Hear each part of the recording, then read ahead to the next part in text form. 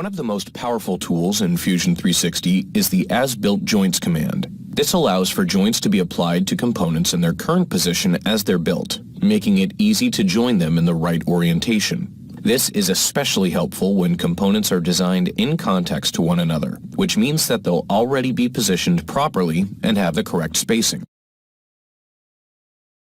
This exercise bike has many components that were designed in context to one another. From here, I can use as-built joints to relate some of the components and enable motion. For instance, if I want this shaft to rotate inside of the frame and have the arm and pedal move with it, I can create an as-built joint at the center since these components are already in place. Before I create the as-built joint, I'll add a rigid group to the pedal, the arm, and the shaft because I want them to all rotate together. I'll enable this command from the Assemble menu, select all of the components, including the nuts and spacers on the shaft, and click OK.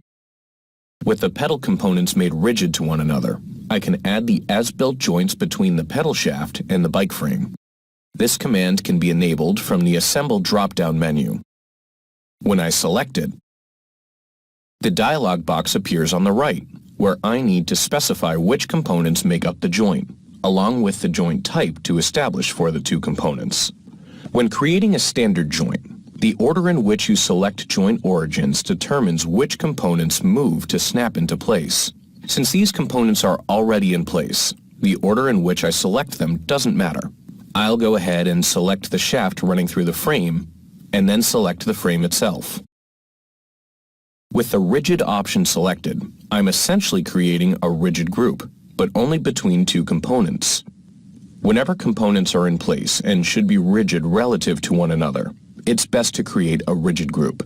However, I don't want these two components to be rigid in this case, since I want the shaft to rotate inside the frame. To do this, I'll change the joint type to Revolute. When I do, the Position option appears. This option allows me to set where the two components will rotate relative to one another. I want them to rotate at the center of the shaft, so I'll roll over the cylindrical shaft face. And if I hold down the Control key, or Command on a Mac, I can easily snap and select the center of the cylinder as the joint position. This tip is especially useful when you have complex geometry and are trying to place the joint disc on a specific centroid disc.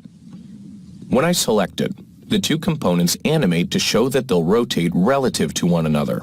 Once the position is defined, the axis of rotation can be changed depending on how the two components should rotate. This is extremely powerful when creating joints, allowing for degrees of freedom to be enabled just by changing a single option in the dialog box.